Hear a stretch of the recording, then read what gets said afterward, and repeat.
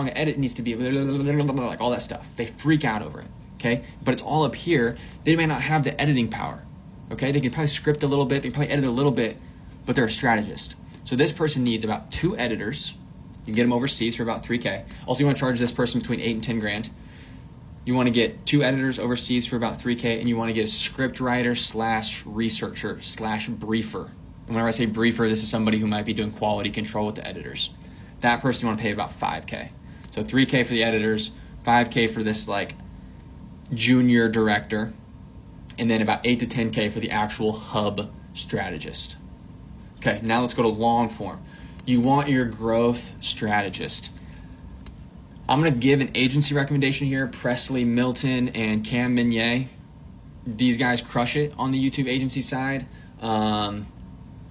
That's an example. You can also bring this in-house with a great long-form strategist.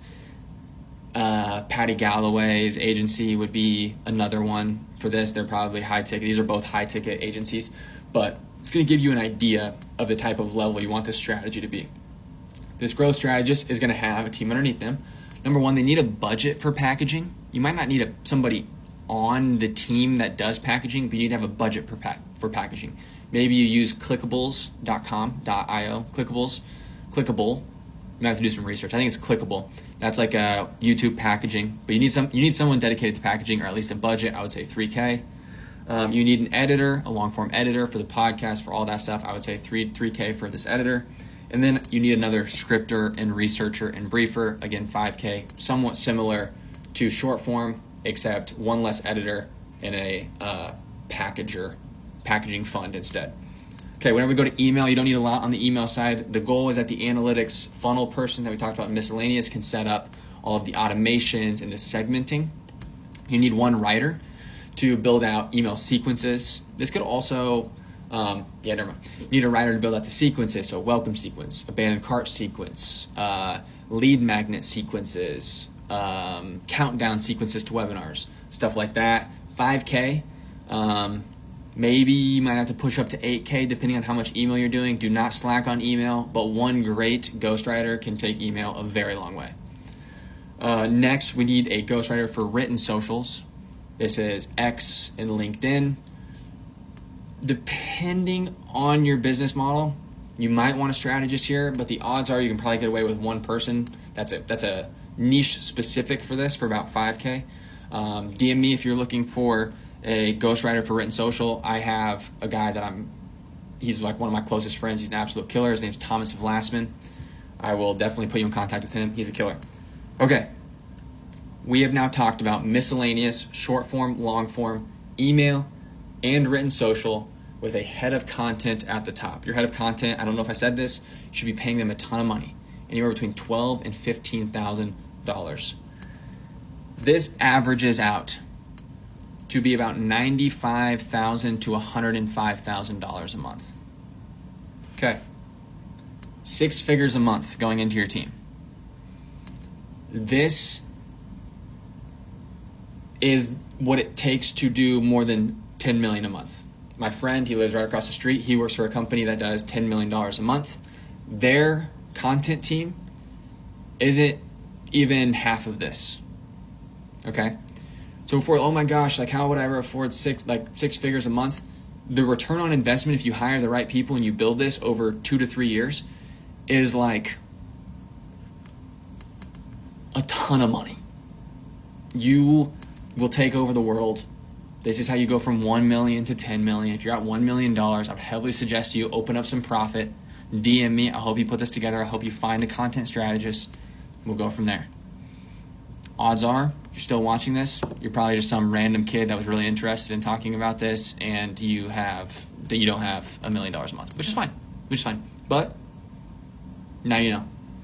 I've made so many mistakes in my life, but the great thing about mistakes is that you don't have to make the mistake yourself to learn from them. So I'm going to share 11 things that I wish I would have known earlier. Starting off with number 1 is that pretending it didn't happen is not an apology. If someone is actively playing in your face, disrespecting you, and cannot own up to it and apologize for it, they're axed. I had a hard time understanding this one when I was younger, but every single successful person that you see had a season of frustration and failure that you never got to see. So stop comparing your life to theirs. Comparison really is the thief of joy, and your time's coming. I cannot stress this next one enough, but stop putting yourself in a time box. You are not too late. You are not running out of time. Motherfucker, you're 23, 25, 30. I don't care. You have so much time left to figure this shit out. You think everyone knows what they're doing? No, they don't. We're all living life for the first time on a floating rock, figuring this shit out. You have so much time. You might not want to hear this, but the way you look fucking matters. Looks are leverage, and the better you look, the more opportunities you have. And I'm not saying you need to be a model like me. I'm kidding. But I will say that the better you look, the more fit you are, the more well-dressed you are, the more opportunities you will have for better friendships, relationships, and to make more money. Next up, you can't control what other people do, but you can control their access to you, and it's okay to be strict. If people are not meeting your expectations for what you require to be a part of their life, cut them off. And with that said, stop trying to change people. In this life, you'll meet so many people that you either admire or that you are infatuated with, both romantically and platonically, but as time goes on, they will start to show their true character, and if that doesn't align with you, that's totally fine. Compatibility isn't about molding someone into the ideal version for yourself, it's about meeting someone whose natural state already aligns with yours. Next up, everything is beautiful if you decide to see it that way. I really think perspective is everything, especially when life is fucking slapping you in the face day after day and things aren't going your way. That's still beautiful because you are becoming a much more intelligent and resilient version of yourself. Being around a woman who's ovulating is a very interesting experience because I feel like I'm being hunted. She is a hungry lioness on the prowl and I'm a raw fucking piece of meat waiting to be devoured, and it doesn't matter what you say. She doesn't want to hear your words.